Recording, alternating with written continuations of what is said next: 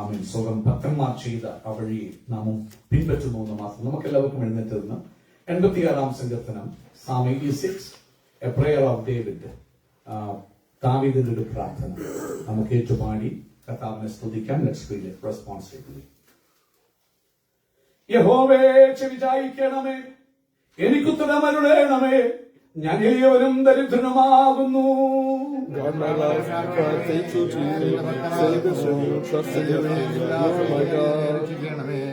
കർത്താവേ, എന്നോട് കൃപയുണ്ടാകണമേ, ഇടവിടാതെ ഞാൻ നിന്നോട് നിലവിളിക്കുന്നു.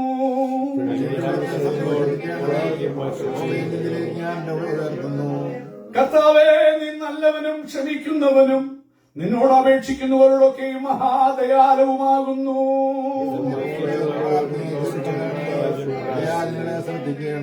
നീ എനിക്കുത്തരമരുളുകയാൽ എന്റെ കഷ്ട ദിവസത്തിൽ ഞാൻ നിന്നെ വിളിച്ചപേക്ഷിക്കുന്നു.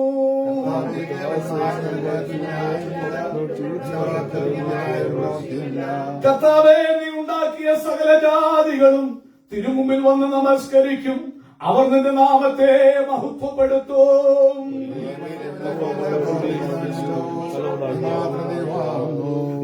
യഹോവേ, നിന്റെ വഴി എനിക്ക് കാണിച്ചു തരണമേ, എന്നാൽ ഞാൻ നിന്റെ സത്യത്തിൽ നടക്കും. നിന്റെ നാമത്തെ ഭയപ്പെടുവാൻ എന്റെ ഹൃദയത്തെ ഏകാഗ്രമാക്കണമേ.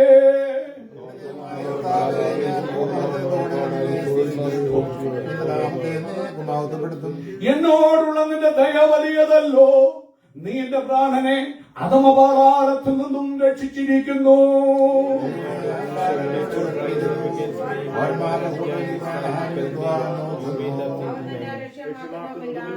നീയോ കർത്താവേ, കരുണയും കൃപയും നിറഞ്ഞ ദൈവമാകുന്നു. ദീർഘക്ഷമയും മഹാദയും വിശ്വസ്തതയും ഉള്ളവൻ തന്നെ.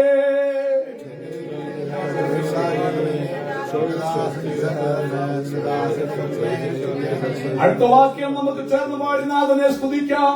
എന്നെ പകയ്ക്കുന്നവർ കണ്ടു ലജ്ജിക്കേണ്ടതിന് നന്മയ്ക്കായി ഒരു അടയാളം എനിക്ക് തരണമേ. യഹോവേ, നീ എന്നെ സഹായിച്ച് ആശ്വസിപ്പിച്ചിരിക്കുന്നുവല്ലോ. നമ്മുടെ വിശുദ്ധകരം ഉയർത്തി കർത്താവിന് സ്തോത്രം ചെയ്യാം. Hallelujah, hallelujah, hallelujah. അവൻ എല്ലാവരും പ്രാർത്ഥന ദിവസിച്ചിരിക്കുമ്പോൾ അവൻ പ്രിയ ക്രിസ്ത്യൻ ബോർഡ് കടന്നു വന്ന് അവൻ നമ്മോട് അവൻ വനത്തിൽ നിന്ന് പ്രബോധിപ്പിക്കുന്നത്.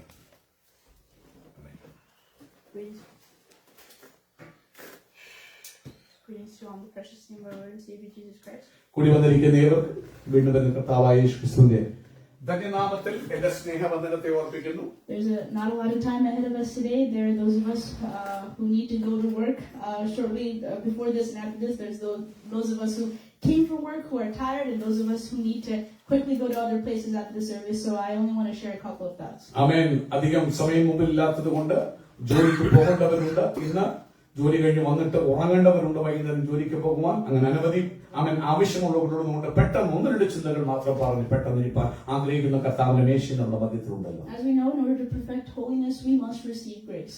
നമുക്കറിയാം, വിശുദ്ധിയെ തികയ്ക്കണമെങ്കിൽ നമ്മുടെ ജീവിതത്തിൽ കൃപ കർത്താവ് തന്നാൽ മാത്രമേ അതിന് സാധിക്കൂ. And personally, I could be wrong, but this is one of the Psalms that I've seen the most mentionings of the word grace and favor. ഏറ്റവും കൂടുതൽ കൃപ പ്രസ്താവിച്ചിട്ടിരിക്കുന്ന ഒരു സങ്കീർത്തനമാണ് 86-ാമത്തെ സങ്കീർത്തനം. So if you take a look at verse 3, it says, "Be gracious to me, O Lord, for to you do I cry all the day."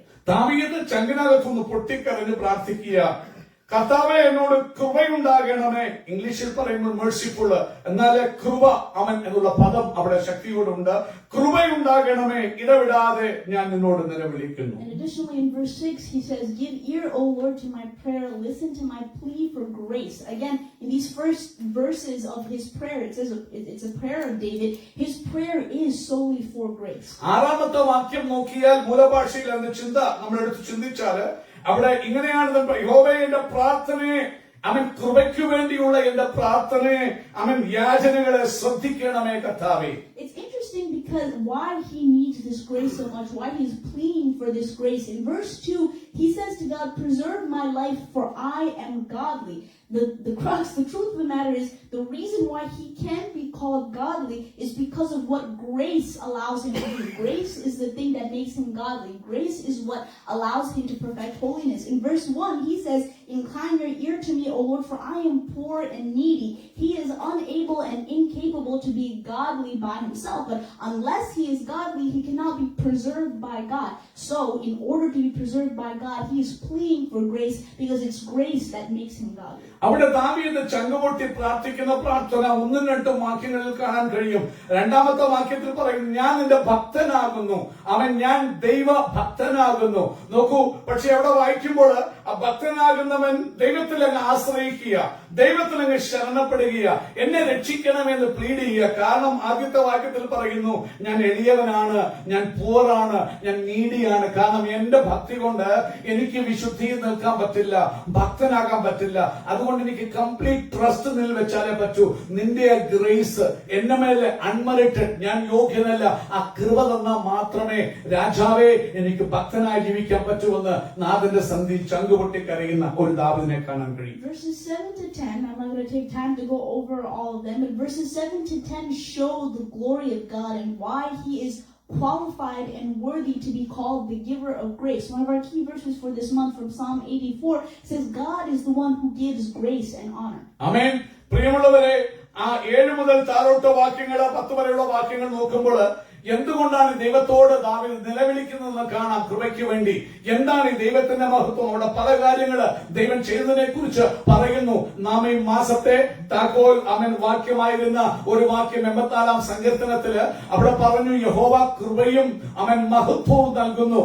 നേരോടെ നടക്കുന്നവർക്ക് ഒരു നന്മയും മുടക്കാത്ത ദൈവം. ആ കൃപയും മഹത്വവും തരുന്ന ദൈവത്തിന് മാത്രമേ തന്നെ സഹായിക്കാൻ കഴിയുമെന്ന് ദാവീദ് മനസ്സിലാക്കിയിരുന്നു. Today you and I are clinging to a lot of other sources for grace when the only sole giver of grace is right there. ഇന്ന് പകൽക്കാലം മറ്റനവരെ പേരോട് കരുണയ്ക്ക് വേണ്ടിയും കൃപയ്ക്ക് വേണ്ടിയും നാം യാചിക്കാറുണ്ട്. എന്നാൽ ഇന്ന് പകൽക്കാലം ഒരു കാര്യം മനസ്സിലാക്കൂ, എന്നോടും നിങ്ങളോടും കൃപ കാണിപ്പാൻ ഒരൊറ്റ വ്യക്തിക്ക് മാത്രമേ കഴിയൂ, സ്വർഗത്തിലെ ദൈവത്തിന് മാത്രം. Take a look at verse 11. It says, David is saying, teach me your way, O Lord, that I may walk in your truth. Amen. Unite my heart to fear your name. In Titus, the other key verse for this month, it says that grace is a teacher, that grace instructs. And here David is pleading for grace because Amen. He knows that in order to be godly, this grace must teach him to walk in God's way. Grace must teach him to Amen. Walk in God's truth. Grace Amen. Must teach him to unite and align his heart to fear God's name. പ്രിയമുള്ളവരെ, ഈ മാസത്തെ താക്കോൽ വാക്യമായ 2ാമത്തെ വാക്യം തീത്തോസിന്റെ ലേഖനം 2-ാം അധ്യായം 11-12 വാക്യങ്ങളില് നാം വായിപ്പാനിടയായ പൗലോസ് തീത്തോസിനോട് പറയുക, സകല മനുഷ്യർക്കും രക്ഷാകരമായ ദൈവകൃപ ഉദിച്ചല്ലോ, അത് നമ്മെ ശിക്ഷിച്ചു വളർത്തുന്നു, നമ്മെ പഠിപ്പിച്ചു വളർത്തുന്നു. എങ്ങനെ ലോകമോഹങ്ങളോട് നോ എന്ന് പറയാൻ, ദൈവത്തിന്റെ വഴികളോട് യെസ് എന്ന് പറയാൻ അത് നമ്മളെ ടീച്ച് ചെയ്യുന്നു. അത് തന്നെയാണ് ദാവീദ് പറയുന്നത്, കർത്താവേ കൃപ എനിക്ക് തരണേ, ആ ഗ്രേസ് എനിക്ക് തരണേ.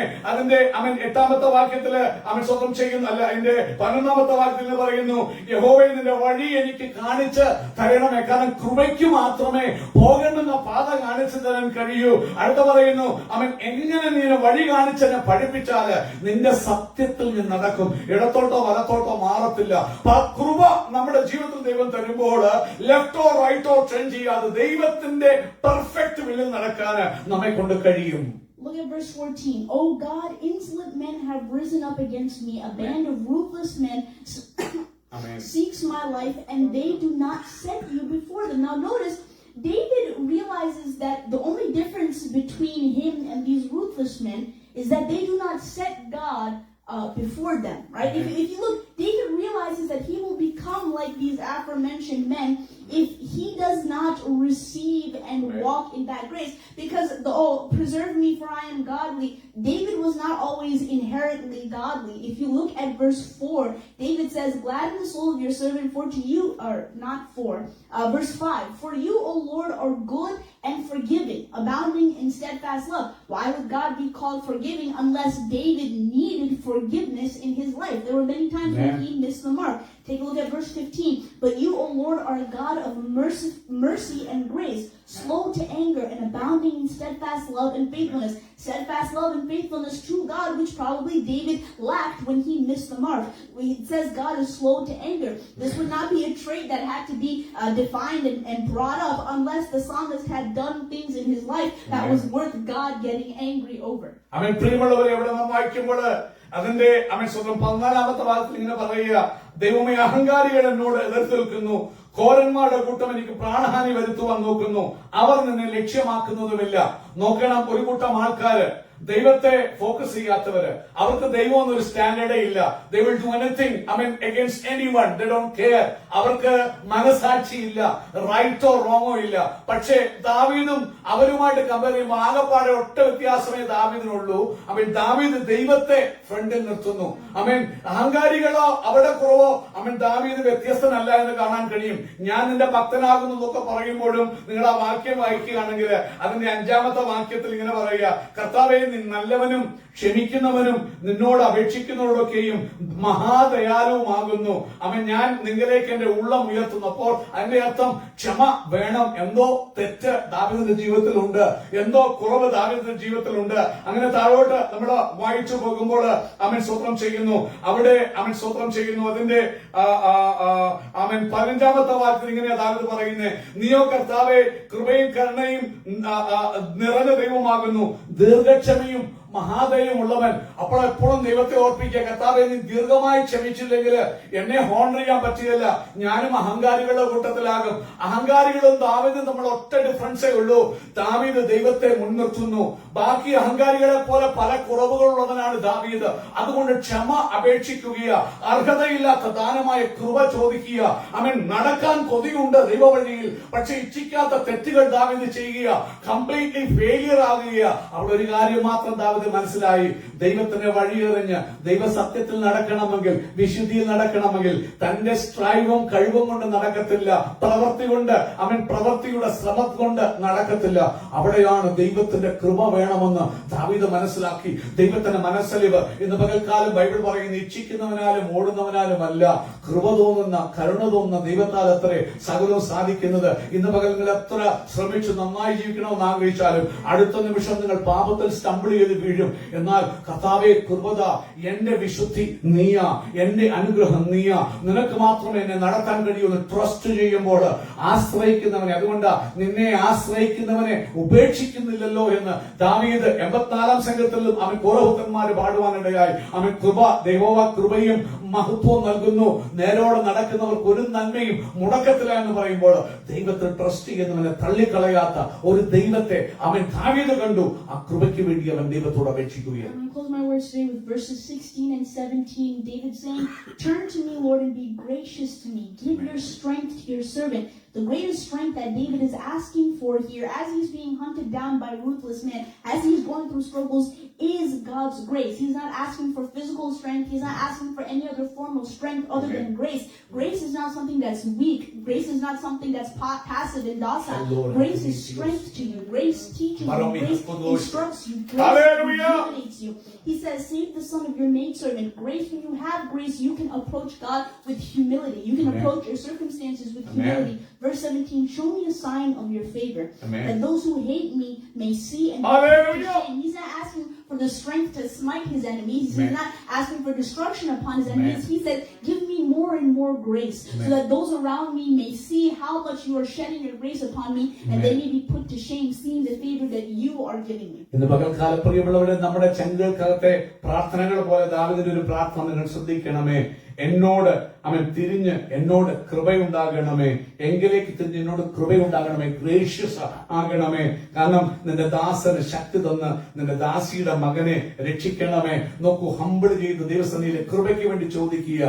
അവനറിയാം കൃപയുണ്ടേ മാത്രമേ അനുഗ്രഹമുള്ളൂ. അവനറിയാം കൃപയ്ക്ക് മാത്രമേ പരിപാലിക്കാൻ കഴിയൂ. ആ കൃപയ്ക്ക് മാത്രമേ അവനെ പകയ്ക്കുന്നവർ, ഇന്ന് പകൽ നിങ്ങളുടെ കുടുംബത്തിൽ നിങ്ങളെ പകയ്ക്കുന്ന കൂട്ടസഖികമാർ കാണും. നിങ്ങളുടെ കുടുംബത്തിൽ നിങ്ങളെ വെറുക്കുന്ന ബന്ധുക്കൾ കാണും. നിങ്ങളുടെ കുടുംബത്തിൽ, നിങ്ങളുടെ ജോലിയിൽ, നിങ്ങളുടെ വീട്ടിൽ നിങ്ങളെ വല്ലാതെ പകയ്ക്കുകയും നിങ്ങളെ വളരെ ക്രൂരതയോട് ആക്രമിക്കാൻ നോക്കുകയും ചെയ്യുന്ന അനേക മനുഷ്യർ കാണും. അവരുടെ മധ്യത്തിൽ നോക്കൂ, ദാവീദ് ഇതുപോലെ പ്രാർത്ഥിക്കുന്നത് പോലെ നമുക്കും പ്രാർത്ഥിക്കാൻ. കർത്താവേ, നിന്നെ പകയ്ക്കുന്നവര് കണ്ട് ലജ്ജിക്കേണ്ടതിന്. അവർക്ക് ദൈവത്തെ അവർ മുൻനിർത്തുന്നില്ല. അവർ അഹങ്കാരികൾ, അവരെന്തും പറയും, അവരെന്തും പ്രവർത്തിക്കും. അവർക്ക് സ്വന്തം സ്വന്തം ചെയ്യുന്ന നീതിയോ ദൈവസനിൽ മനസാക്ഷി ഒന്നും തന്നെ ഇല്ല. എന്നാൽ അവർ എന്നെ നിങ്ങളെ വല്ലാതെ റെഡിക്കോൾ ചെയ്യുമ്പോൾ ഇന്ന് പകല് നമുക്കും ആ ദാവീദിനോട് ചേർന്ന് പ്രാർത്ഥിക്കാം. എന്നോട് കൃപയുണ്ടാകണമേ, ഞാൻ നിന്റെ ദാസനാണ്, നിന്റെ ദാസിയുടെ മകനാണ്, അതുകൊണ്ട് നിന്റെ ദാസന് ശക്തി തരണമേ, ബലം തരണമേ.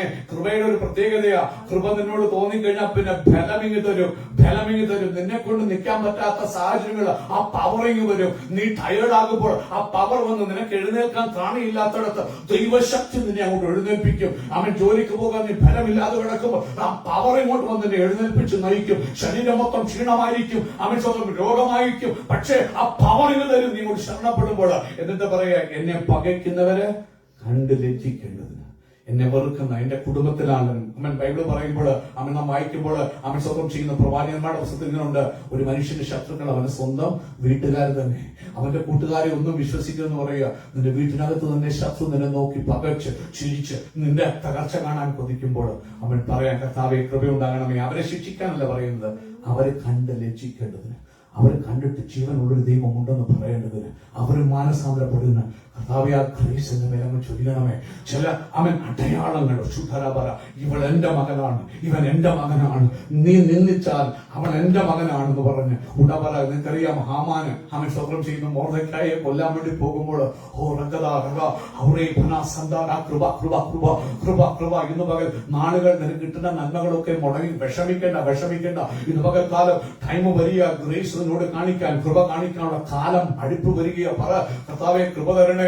ഒരടയാളം, എന്നെ പകയ്ക്കുന്നവർ കണ്ട് ലജ്ജിക്കേണ്ടതിന് ഒരടയാളം, നന്മയ്ക്കായി ഒരു അടയാളം എനിക്ക് തരണേ. ഇന്ന് പകൽക്കാലം ഈ ആരാധനയ്ക്കിരിക്കുമ്പോൾ ചങ്ങനകത്തുനിന്ന് നിലവിളിച്ച് പ്രാർത്ഥിക്കാം. So let's all be like David in our constant prayer, not be for any other form of strength, but be constantly for grace. May God bless you. ഇന്ന് പകൽക്കാലം ദാവീദിനെ പോലെ അവൻ മറ്റ് വിഷയങ്ങൾക്ക് വേണ്ടിയല്ല, കർത്താവേ കൃപയ്ക്ക് വേണ്ടി ദാഹിക്കാം, കൃപയ്ക്ക് വേണ്ടി കേടാം. ജീവിതം കുറവുള്ളതായിരിക്കാം, അവിശ്വസ്തമായിരിക്കാം. അവൻ സ്വന്തം ദൈവത്തിന്റെ ക്ഷമ വേണ്ടുന്ന ഒത്തിരി അവൻ മേഖലകൾ നിങ്ങളുടെ ജീവിതത്തിൽ കാണാം. പക്ഷെ ആ കൃപയ്ക്ക് വേണ്ടി ശരണപ്പെടുന്നവനെ തള്ളിക്കളയാത്തൊരു ദൈവമുണ്ട്. ആ ദാവീദ് അപേക്ഷിച്ചതുപോലെ കൃപയ്ക്ക് വേണ്ടി നമുക്കും അപേക്ഷിക്കാം. നിത്യതയോളം അവന്റെ വരവോളം വിശുദ്ധിയെ തികച്ച് ജീവിപ്പാൻ കൃപ പ്രാപിക്കേണ്ടതിന് ആ കൃപാസനത്തോടെത്തിയെല്ലാം ഇവനങ്ങൾ ആദ്യമായി കർത്താവിനെ അനുഗ്രഹിക്കട്ടെ.